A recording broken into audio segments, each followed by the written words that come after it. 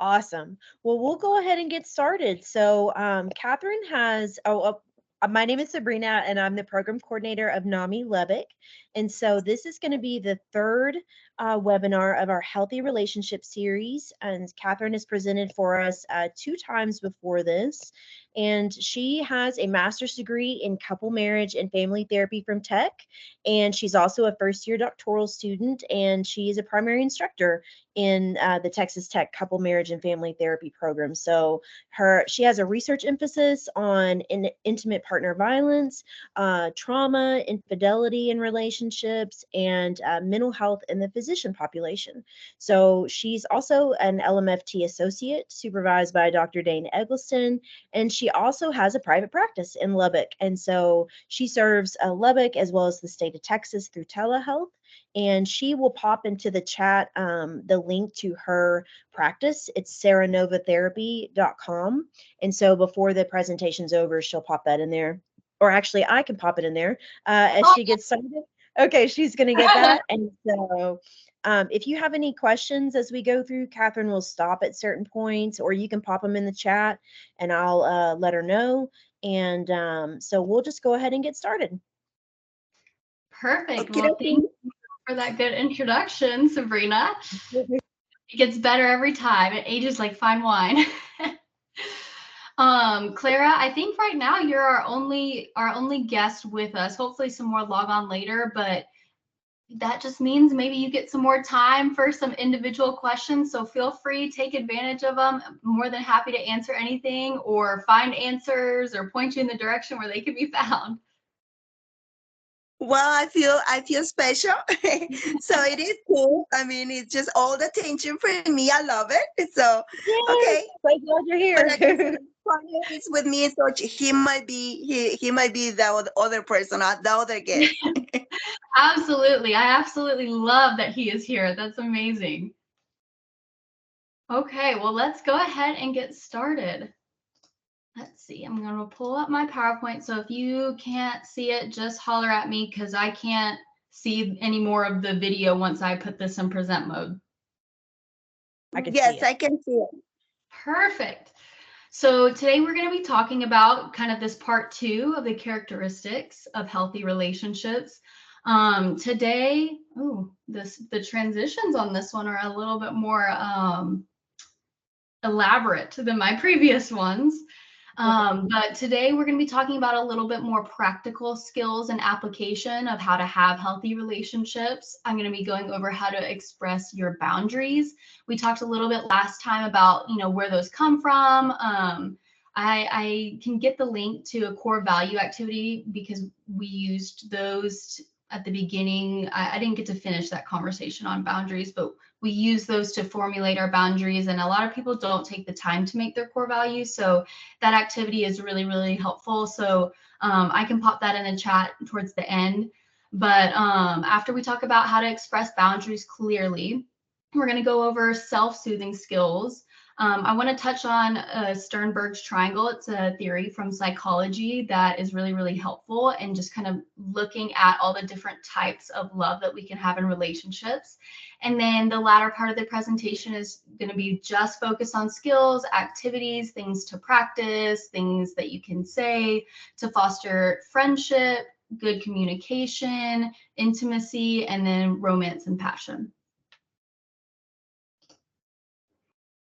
Okay, so just like my last 2 presentations, take about a minute or 2 and just write down 1 or 2 things. It can be in your phone. It doesn't have to be on paper, but write down 1 or 2 things that you're hoping to get from this presentation, or 1 or 2 questions that you might have, or the reasons why that you signed up for this.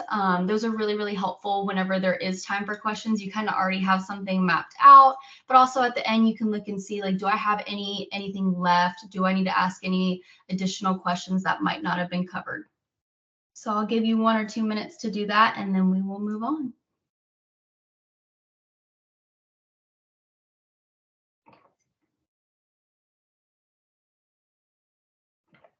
And Catherine, I'll let you know we had a few more people join, so Perfect. I didn't know if you could see that or not, but I cannot. okay. I'm glad you all are here.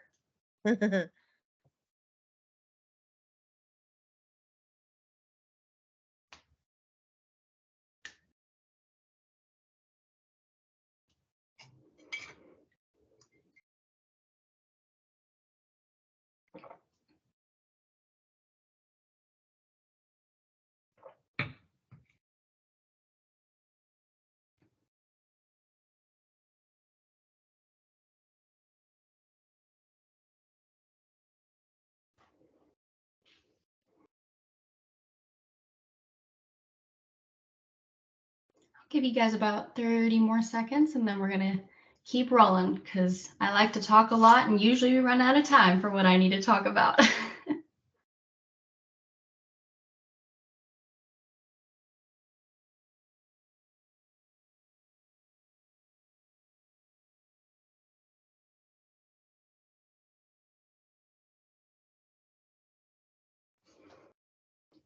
Okay.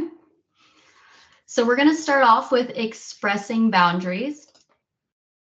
So if you remember from last week, if you were with us, if you weren't, I'll just kind of give you a refresh.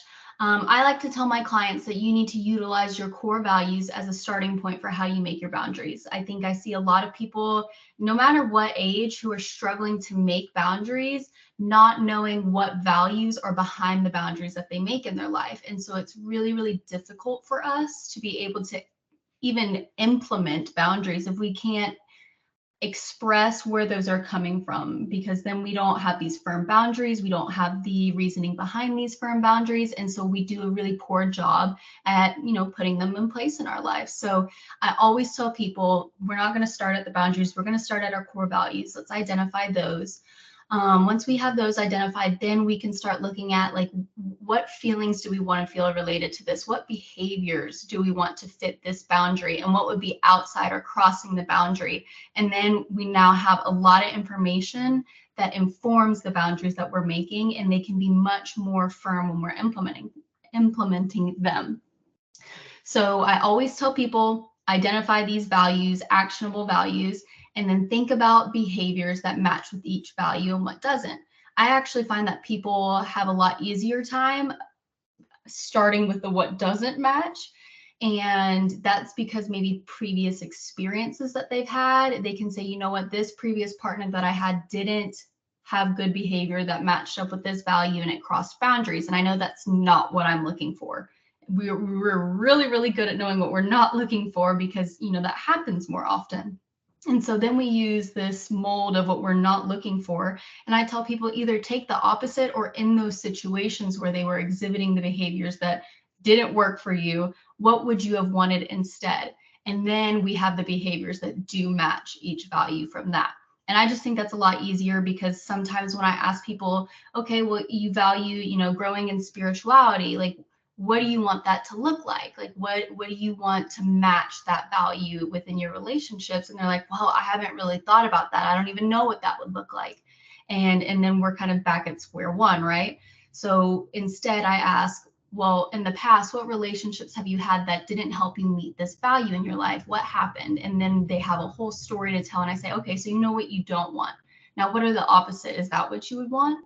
So it's a lot easier to think about it that way. And then I tell them to think about how it makes you feel when these values are met, when they're not met. And then when now you're going to express your boundary, you can express the boundary. I really, really don't want to be in a relationship that doesn't let me foster a relationship with my spirituality, because that's something that I really value.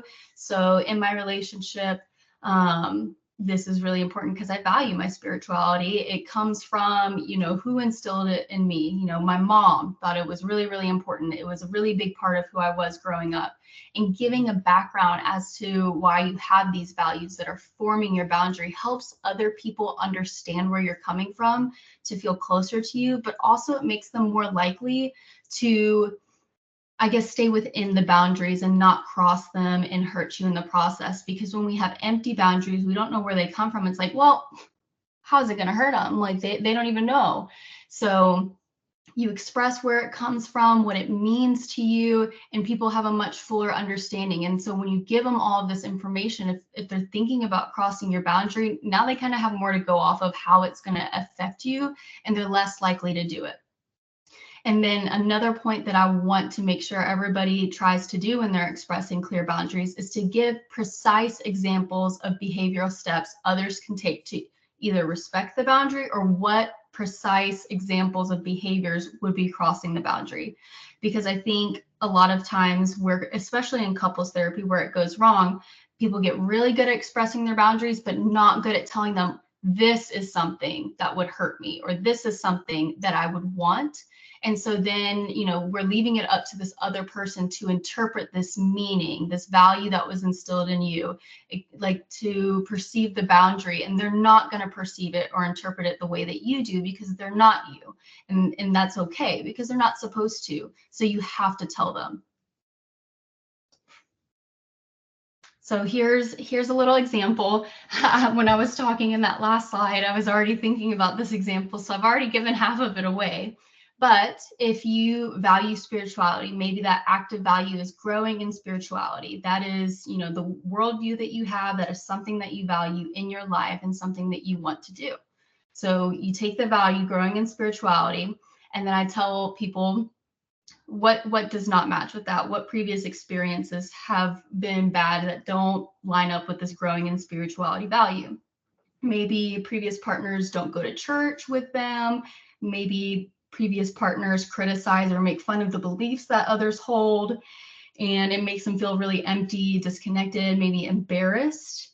And so they know that's not what they want in a relationship. So I say, take the opposite. Okay, attending church together, even if they maybe are a different spirituality, doesn't mean you can't attend church together and do that activity together and show support.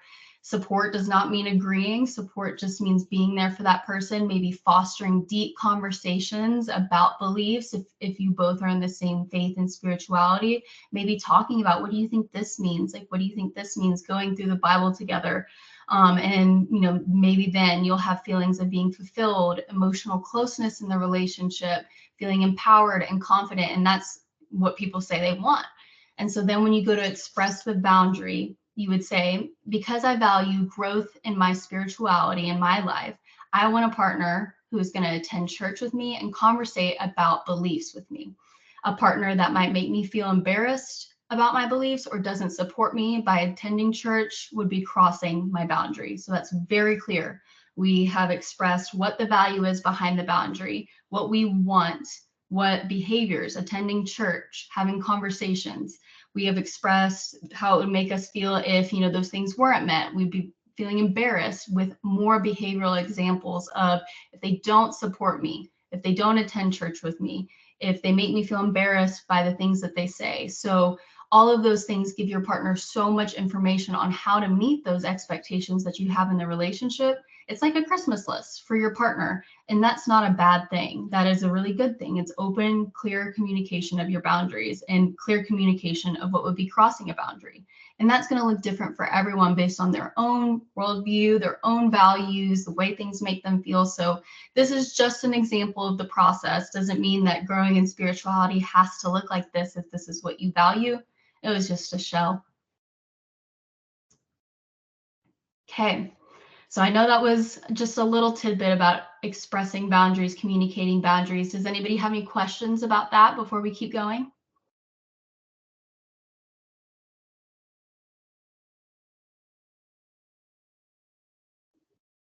And you all can unmute at any time if you have a question. So just so you know, or you could pop it in the chat. Let's see. Clara had her hand up. Clara, did you have a question?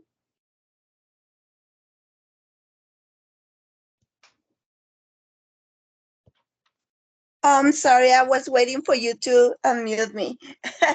Well, I was just going to mention about something that you're saying about, I don't know, I know it's an example, but I'm a believer about, supporting a person in that religion doesn't mean that I have to go with a person. I feel like I don't have to go, but if he likes to go, I Mhm. mean, he's an individual, but I mean, they're not gonna be all the time things that we're gonna do together. I mean, it's not gonna be always, you know. For me, it's like they're gonna be some times that, hey, this is what I like, but you don't like it, so I can go by myself. That's kind of like support. If the other person don't get mad, don't get upset or whatever. I mean, I think that's kind of like support you. But I don't know. I understand that this is like just an example. So. No, Clara, I think your point is really well taken. And I think you're absolutely right. It doesn't always have to look the same as other people's. And I think that just goes back to when we're talking about boundaries, especially with our partners, that needs to look like a conversation. I think it was back in the first presentation when we talked about how people put like the word boundaries as like this big, scary wall with these big, dark gates, when really it should be something that's flexible. And we're talking to people about, what's comfortable for me? What are my deal breakers? What are your deal breakers? How can we work with that middle ground, And that's going to look different for everyone. And just with that example, you're absolutely right. We can work in that middle ground and we can say, you don't have to attend church. Maybe you just support me or you don't embarrass me by making snide comments. You can still have deep conversations with me, even if we don't attend church, those types of things. So we're negotiating instead of saying this is the end all be all. But if for something like a deal breaker, that's something that definitely needs to be clear. Like if I don't have this met in a relationship, then this relationship isn't for me. And we all have those things. But in the place of the non-deal breakers, we definitely have room to negotiate with our partners and accept their influence and their perspective. So I absolutely love that point. And I just mentioned that because that's one of the things that me and my with my partner, is like, I know it is hard for him because he is very into church and hearing Christian speeches and all of that stuff. Mhm. And I just mentioned it before, like I will say a month ago, that triggers.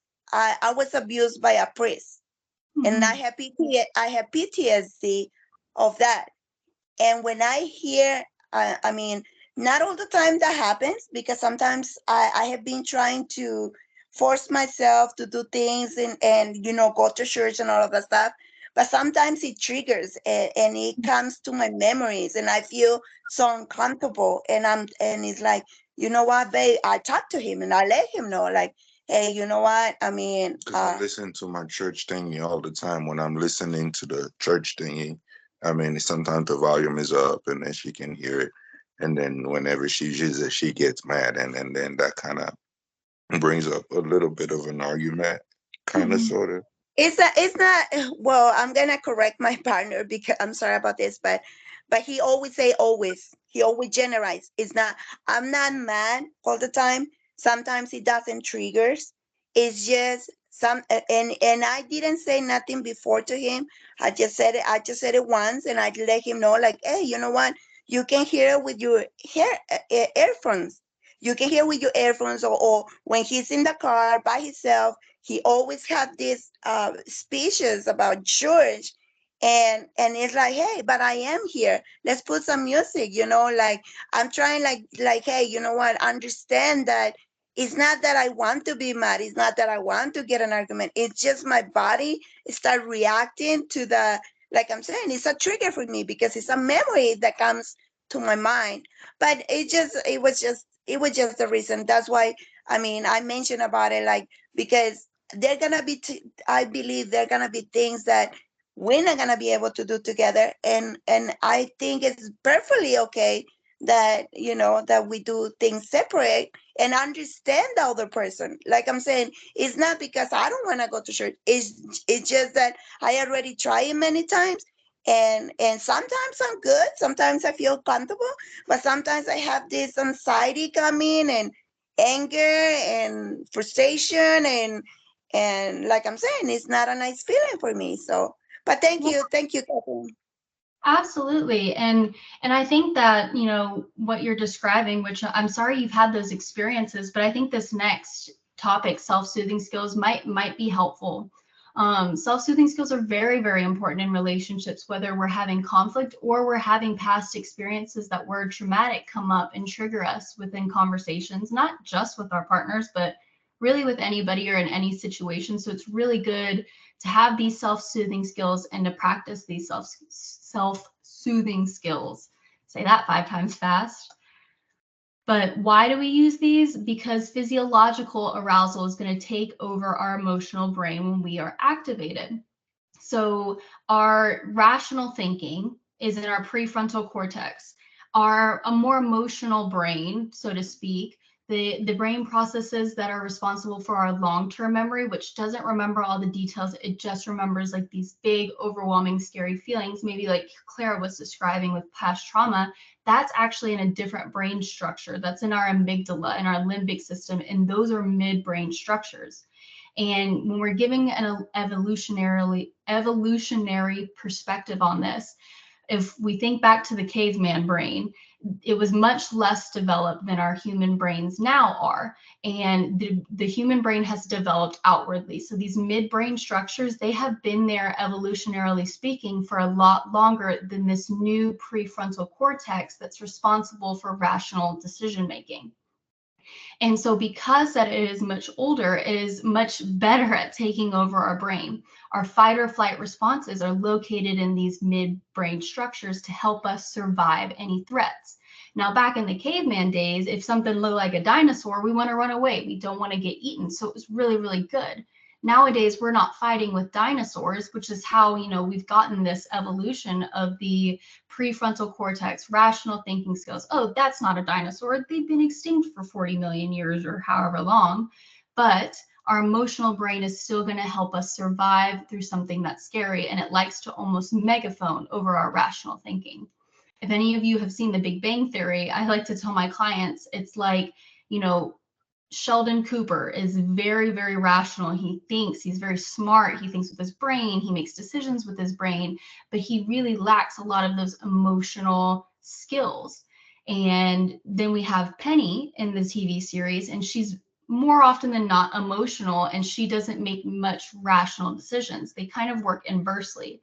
So when we're really emotional, our rational thinking is very low. When we're very rational, our emotional thinking is low. So our goal is to use self-soothing skills to balance them out so we're not making these irrational decisions. And when we do get this emotional activation, it's called emotional flooding. It's where our emotions, these fight or flight responses, are taking over. We are not thinking about the things that we say. This is probably the point if you've been in an argument in your partner that you're saying things that you didn't mean to say, and it's because those structures are trying to get you out of danger. But these lead to very destructive conversations in couple relationships. So it's really, really important that we figure out for ourselves the skills that work to help us soothe ourselves and to remain in that balanced place, to be juggling our emotional brain and our logical brain. And another really important point is you cannot self-soothe for others. I mean, the name itself says self-soothe. You have to learn those skills for yourself. Your partner or your friends, they have to learn those skills for themselves. You can't do it for them. You can only do it for yourself. Now, you doing it for yourself and practicing those things might maybe encourage your partner or friends to do so, but you can't do it for them, if that makes sense.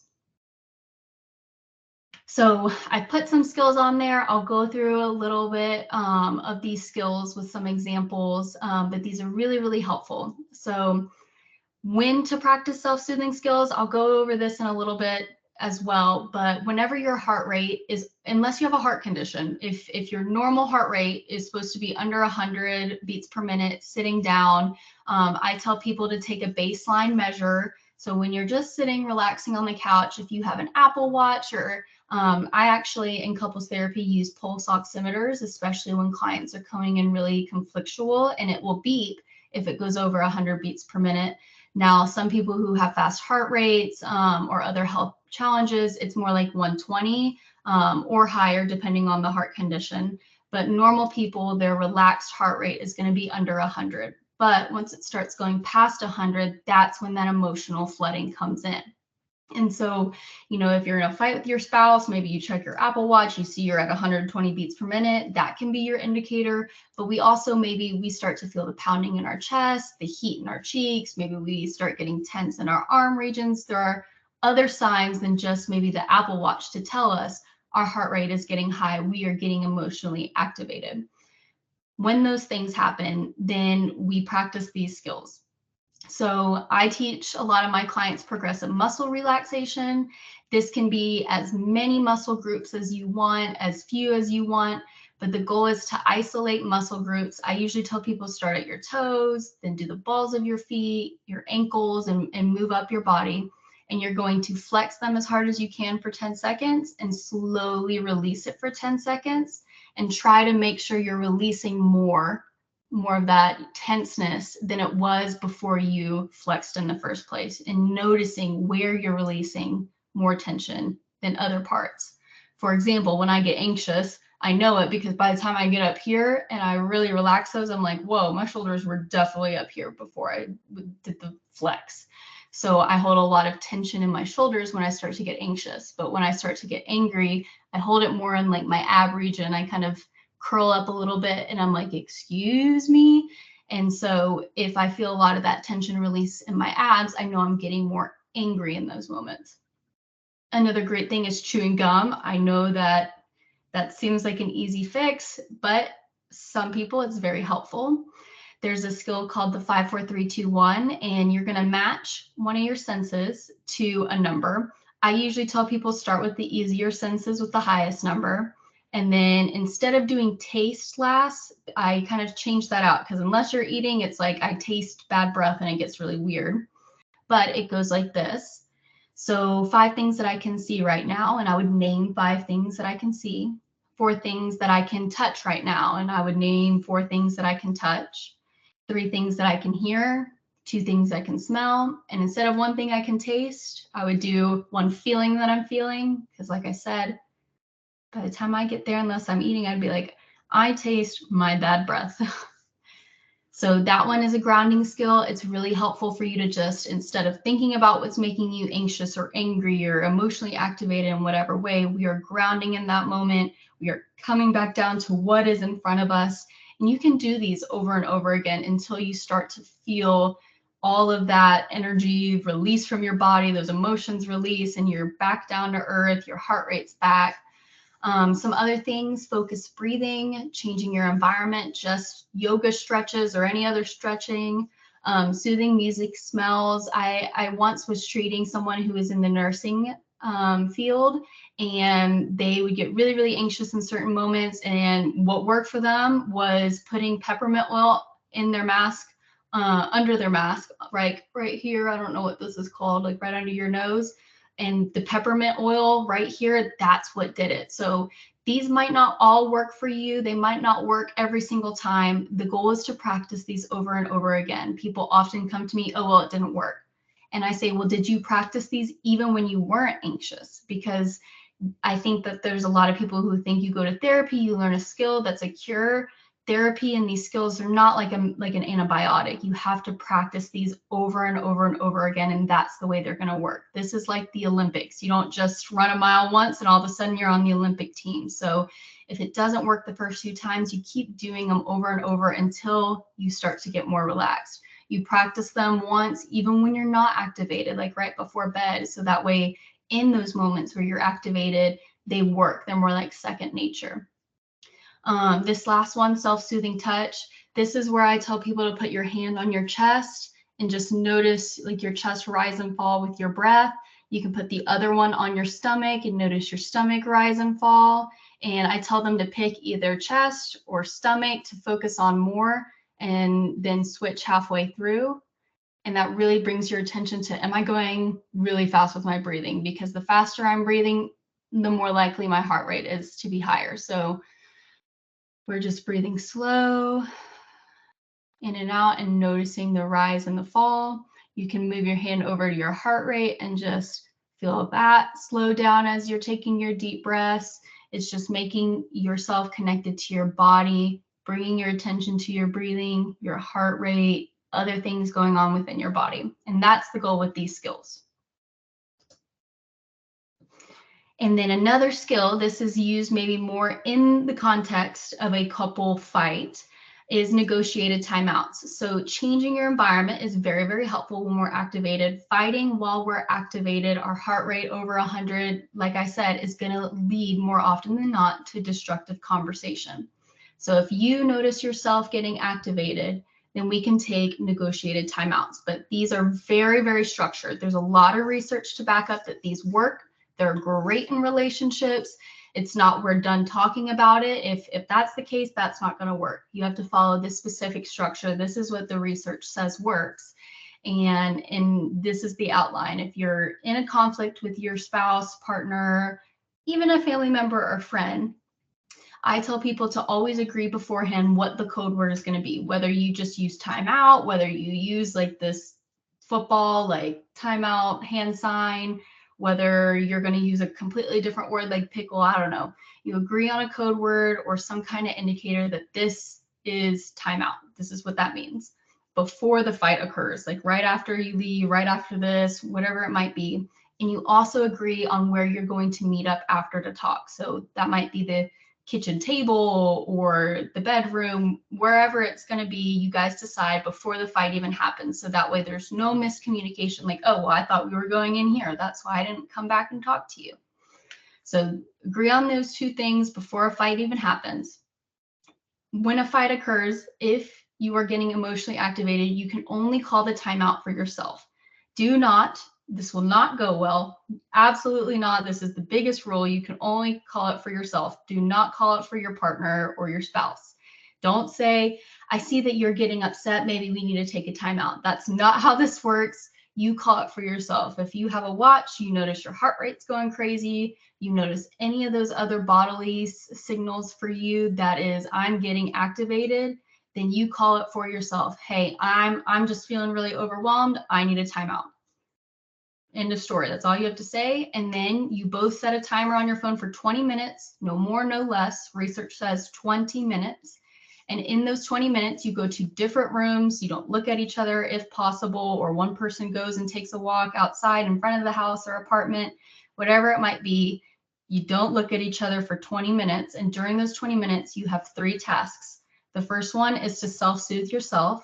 So use any of those skills or anything else. Like if, you know, getting a Dr. Pepper and just sitting down and drinking a Dr. Pepper is your self-soothing, it's your self-soothing. Do it. Whatever it takes to get your heart rate down, help your breathing get back to normal. And once you feel soothed and you're back to that baseline, you are then going to brainstorm your partner's perspective on things. And I tell people, think about, you know, what your partner is feeling about this. Think about why they reacted the way they did. Think about, you know, what they might be needing in those moments. So that way we are actively taking part and trying to understand their perspective. So that way when we respond, we take that into account. After you've brainstormed those things, then you work to do those things for your own perspective. What made you feel activated? What were your triggers? What were you feeling? You know, what are you feeling about the topic you were discussing? Where does that come from? What value is it, you know, hurting right now? What do you need in those moments? How do you need things to be met? All of those things. And then once 20 minutes are up, even if you're not completely done with this process, you come back and try the conversation again. If it, you know, goes on for another 5 minutes and you notice those things start to get elevated again, call another timeout. It doesn't just have to be one, but we do not like leave it for another day. When we call a timeout, it's 20 minutes and we re-engage in the conversation, and we keep doing that if we get activated until we can at least get it to a point in the conflict that we can, you know, okay, that's good for today. We agree on that. We're fine to leave that there. We will continue talking about this on this day and choose the next time you're going to talk about it. So very structured for those negotiated timeouts. All right. I think we have time for maybe one question before we continue, if anybody has one. And I can stay after too for any additional questions. Well, about what you're saying, Catherine, right? Yes.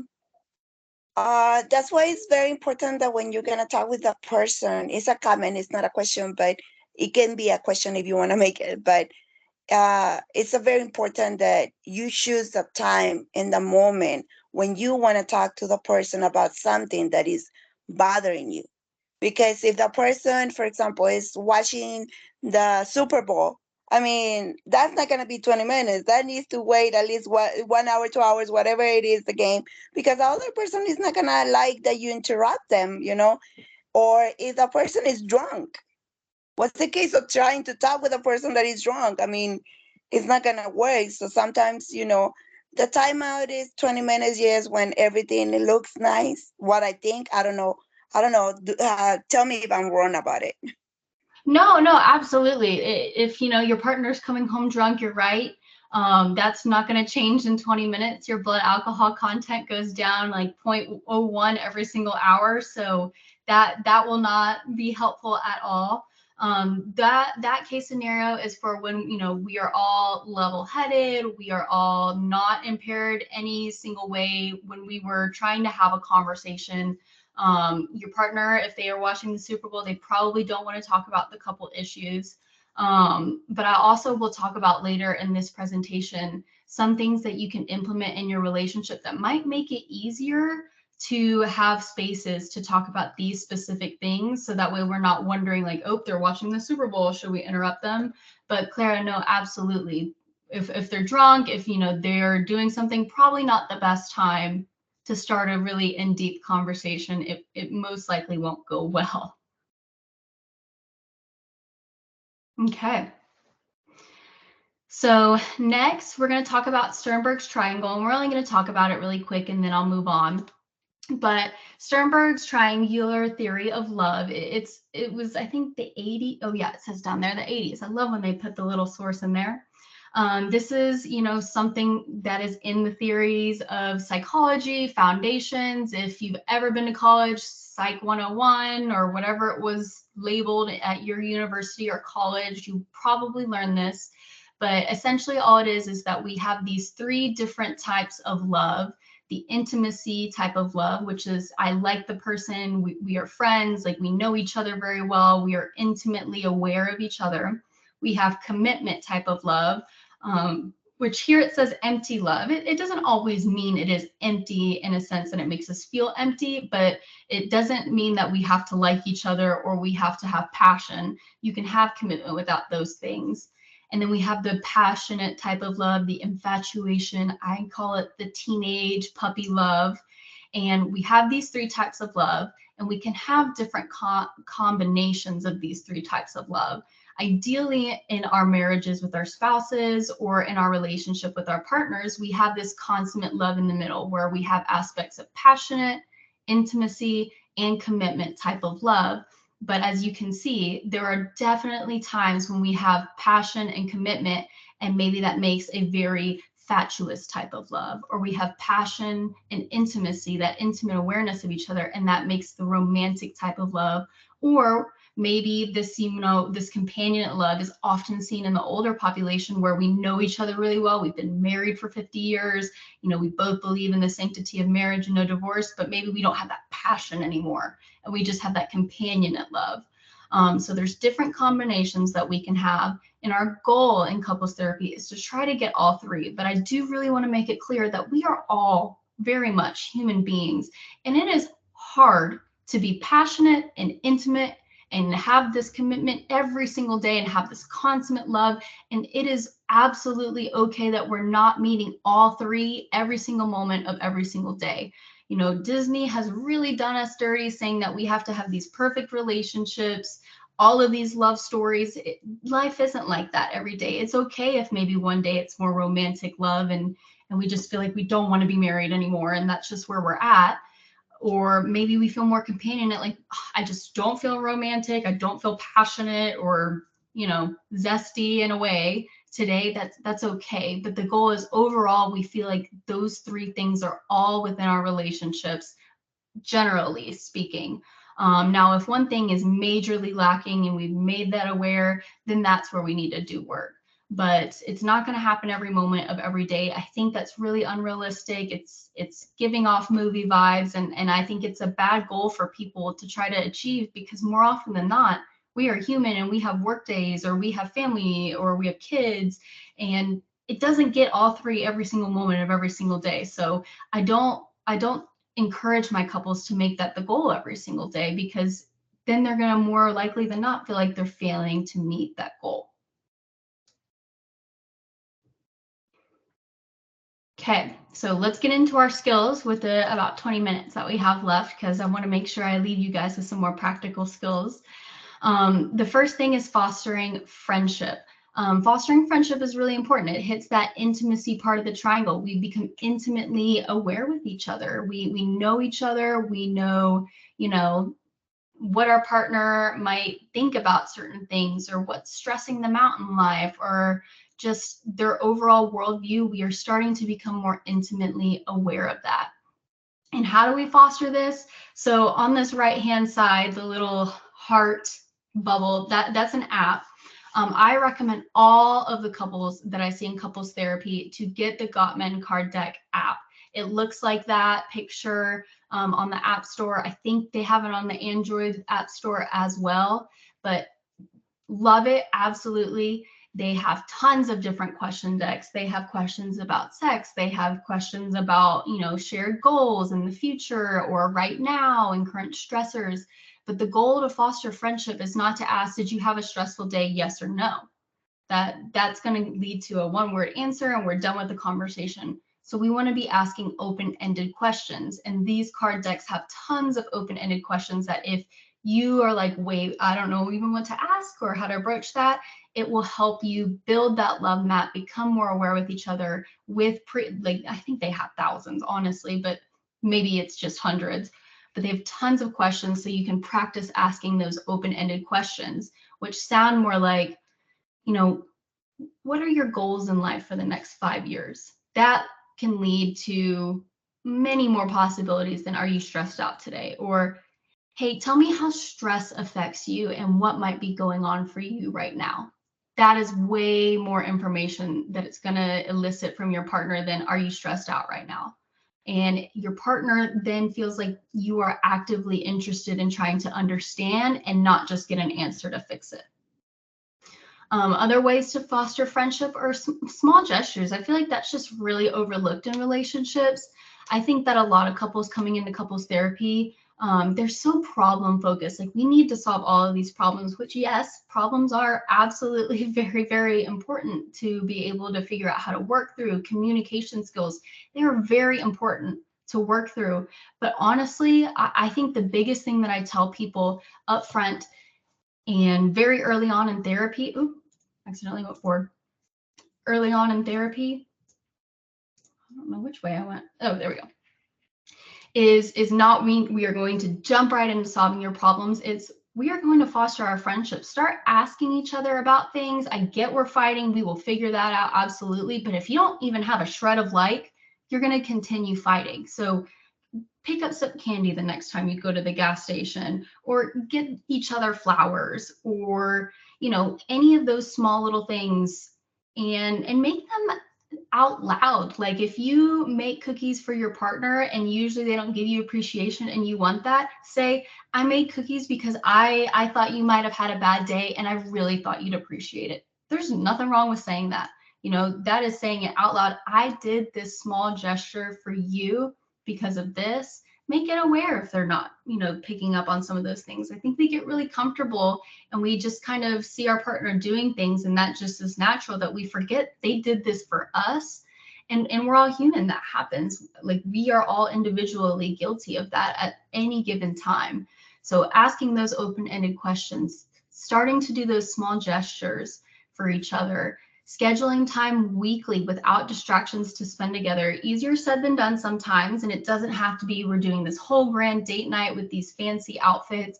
It can absolutely be, once the little kids go to bed, we are going to sit in our bed and we are going to not be on our phones, not be watching a movie series, but we're going to sit and look at each other and play a stupid, silly game that a middle schooler would play. And we're just going to have a fun laugh. And that's some time without distractions that you're spending together. It doesn't have to be these huge, deep conversations all the time.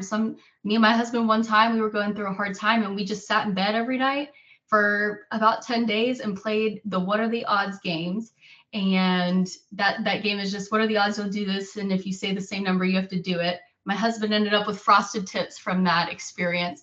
And it was such a silly, stupid game that, you know, you'd think is for kids, but we laughed and we started to be more lighthearted with each other. So you don't have to fix problems off the bat to have, you know, some laughs with each other. These times don't have to be problem focused. You can do that in therapy or with a third party, absolutely.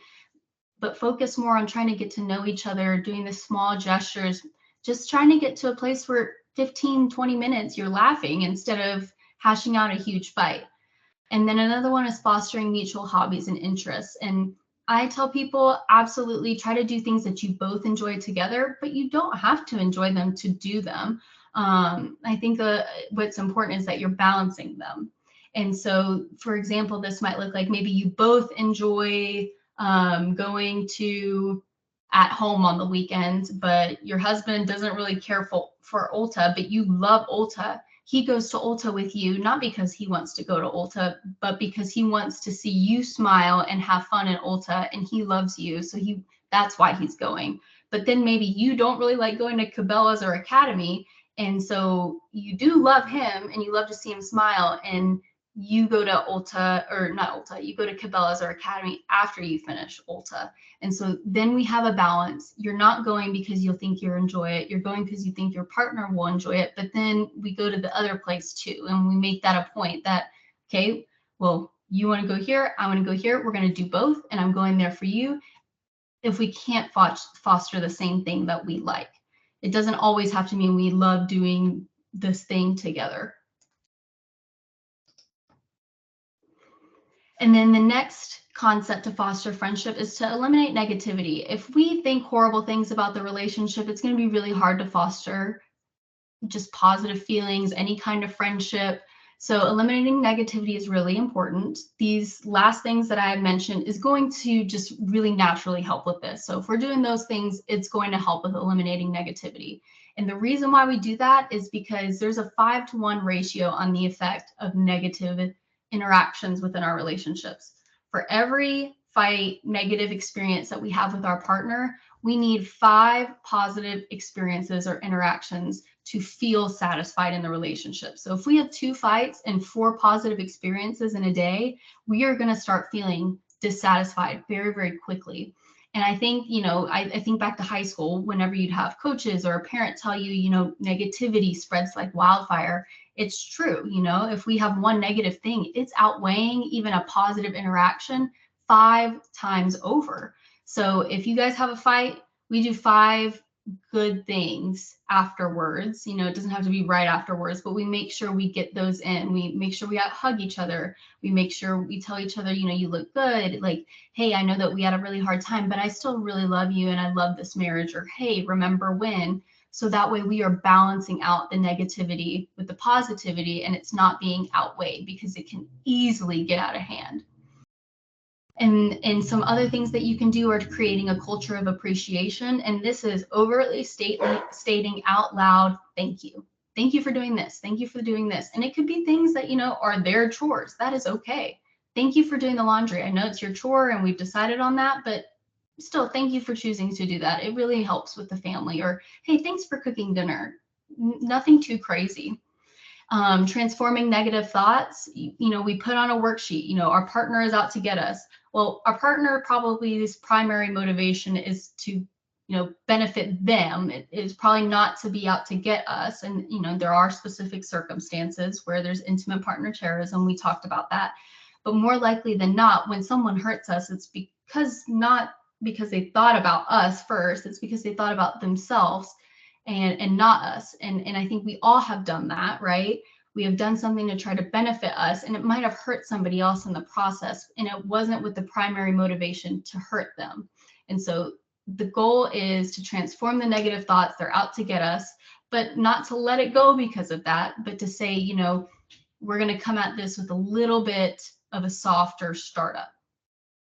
Identifying any foundational thoughts that might result in negative cognitions. Maybe we've had just over and over previous negative experiences in relationship. Maybe we've had partners cheat on us over and over and over again, and we're bringing that into this relationship. We are automatically assuming the worst of our partner. And so being able to identify a foundational thought, and that's just an example, and being able to work through that on our own with a therapist or friends and family members who can help support us and talk us through those things, or even meditate on them or pray about them, whatever works best for you to help you distance those foundational thoughts from what's going on actively in the relationship. And then lastly, remember, our lives are not Disney movies. Everything is not going to be sunshines and rainbows all the time. Your partner doesn't automatically know what you need and what you expect of them. I think about Ariel. She didn't talk about the whole movie and the prince somehow knew all of these things. That doesn't happen in real life. That's not real life. Is we've got to tell people what's going on unless they can read minds. And to my knowledge, that has not occurred except for in the movies. So it's not a bad thing to need to tell people, you know, what's going on for you. And here's just an example of how to transform that mindset. My partner meant to hurt me, a more positive mindset, or even a neutral mindset. It doesn't even have to be positive. Neutral is better than negative, right? My partner was motivated by his or her desire to be happy. And so that's what they were doing. They didn't intentionally mean to hurt me, but they did in the process. And I need to express that and talk about that so it doesn't occur again. Or maybe, you know, you're thinking my partner is an idiot. I can't believe they would think of something this way. Well, a more positive or neutral mindset is my partner has lived a completely different life, different experiences, different values, and their thought process is different. They're not an idiot. They just are different, and that's okay. Okay, I'm going to touch on some communication skills with the time that we have left, and I will go over our 6th one, our romance and passion, in the next one, and the toolkit one on the, I think it's either the 8th or 9th of January. But I will stay on after 1 o'clock for a couple minutes, really as long as is needed, to answer any questions or comments that you guys have following up. Okay, so communication skills, how we approach conflict with these negotiated timeouts we talked about earlier, utilizing soft startups, not initially starting a conversation with our swords and shields in hand, because that's just, you know, asking for things to go bad. Accepting our partner's influence is very, very important. If we are, you know, one-sided, we have to prove we are right in this moment, then it's not going to work out very well. Making sure when we, you know, are making digs at our partner or we get hurt within these conflicts, that we make the necessary repairs during the conflict. And this is a really funny metaphor, euphemism, and sorry if you hear the doggo in the background. She's ready for me to be out of this room. But oftentimes when we approach conflict, we are in what the hell is this mode. I mean, think about a baby. If a baby in their head is like, what the hell is this? Like they're going like this, right? And then they like scramble. But we want to be in a what's this mode where the baby is maybe like, I want to know what that is. And this is founded in research, these two different modes of, am I going to be curious? Am I approaching something that I got hurt? Like I got hurt in this, to figure out, you know, and understand why my partner hurt me, to look to be understood by my partner in those moments and be curious and learn a new lesson within our relationship on how to be closer and relate to each other. Or am I in panic freak out mode? Like, what the hell is this? Okay. So if we're in that second mode, we probably, you know, are not approaching a conversation very well. But if we are in a like eyes wide, oh, I got hurt and I really need to understand why. And I need my partner to understand me. And I just, what's going on right now? You know, that's a much healthier mode to be in approaching conflict. So an example for how to approach conflict is we are going to use a softened startup, right? And this is how we use a softened startup. We are going to say what we feel in a 3-letter sentence. I feel blank. If you've ever looked up an emotion or a feelings wheel, they can be very, very helpful when you are starting, because you can just point and say, that's what I'm feeling right now, and fill in the blank. So I feel, 3-letter sentence. I feel anxious. Then you're going to say about what, right? but we're not going to give a 45-minute answer about what went wrong, all the details, because at the end of the day, you don't have to prove yourself. This is not a courtroom. You do not have to bring exhibit A through E and get the judge to rule in your favor or the jury. You just have to say about this situation. And we are not going to be using words like you or every or all or those, all or nothing type thinking, black or white type words, generalizations to this is happening all the time. Not using the word you. If you are using a word, it's going to be either I or our. So I feel anxious is the first part. About, not a long-winded answer, our current financial situation. And then you're going to express what you need. And again, those specific examples. I need us to discuss a budget on how to keep ourselves accountable to that budget and to actively implement the budget together. Okay, so instead of approaching your partner saying, we are drowning in debt, what did you spend money on? Or another package, don't you know our financial situation? We're not saying that. We're going to stop and say, maybe we saw the Amazon package. We're reacting that way because we're feeling anxious. We are worried about our finances. So we say what we are feeling, not what our partner did. I'm feeling anxious right now, and it's about our financial situation. And I really need us to figure this out by discussing a budget, how we keep ourselves accountable, whatever it might be. And then we sit down and figure that out, because the criticism and the blame and nitpicking those things, it's not helpful and it starts fight. But this is a soft way to start a good, productive conversation about things that you're needing or not getting in a relationship. Here's another one. I feel the blank, misunderstood. Not about, you didn't do this, you didn't do this, didn't do this. You're not giving those. I feel misunderstood about the way I feel loved in our relationship. I need maybe a hug. I need you to take the initiative and plan a date, yada, yada, yada. That is a soft way to start it. We're not blaming our partner, even though they might have done things, they might have, right?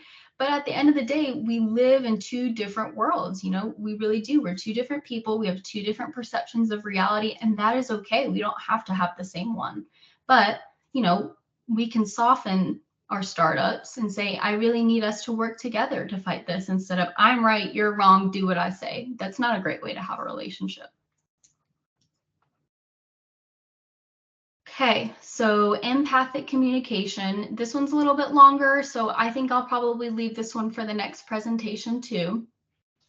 I will stop the share since it is 1 o'clock and I know you guys have things. I do want to say I only had like 3 or 4 more slides, so we almost got through everything today. Hey, so, good job. What questions do you guys have for me?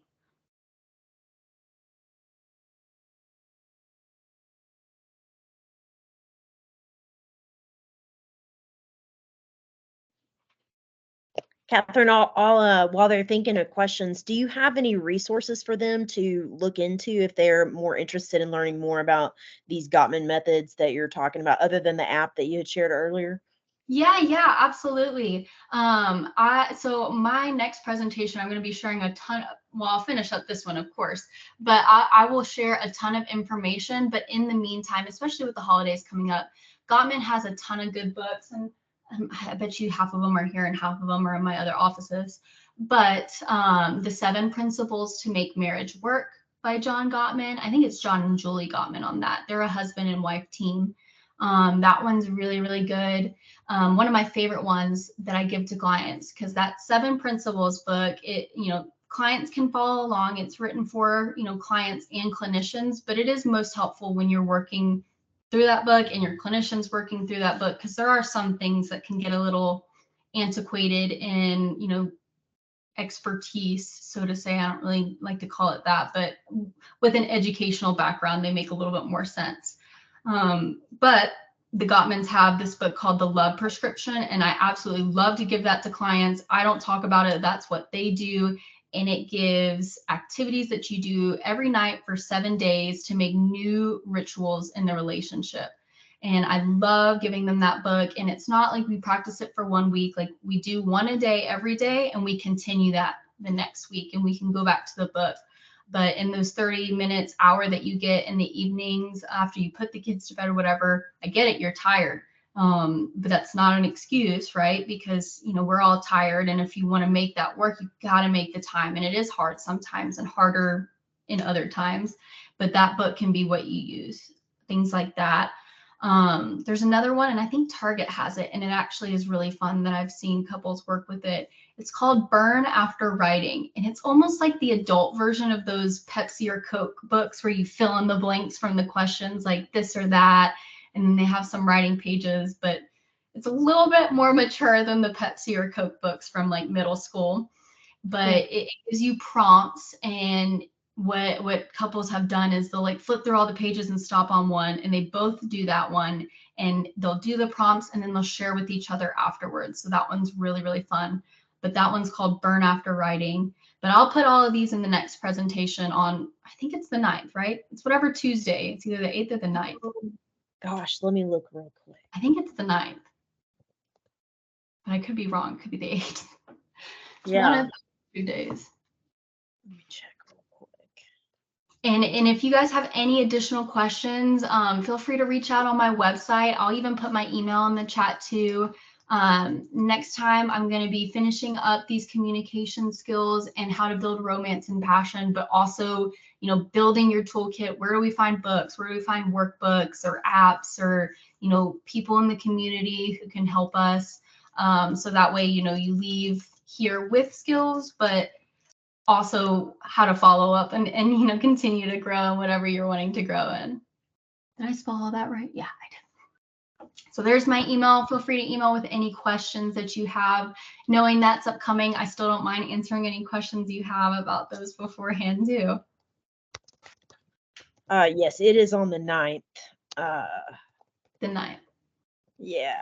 Well, Clara, thank you. I appreciate you guys coming. I know that, you know, Tuesday in December is very, very busy in the season. Got to finish our Christmas shopping. We were talking about that, but it was really a joy to have you. You brought some really, really good points. Absolutely. And we hope to see you next time on the 9th. Absolutely. And thank you, Nancy, too. And again, Catherine popped her information in the chat there, her email. And thank you so much, Catherine. That was great. And we look forward to seeing you guys back on the 9th. And I hope everybody has a great Christmas. Absolutely. Hope you guys have a happy holidays. Stay warm and safe travels and all the things. Yes, you too. Thank you. Thanks, guys. Thank you, beautiful. Thank Thank you. Thank you. See you next time. Bye. All right.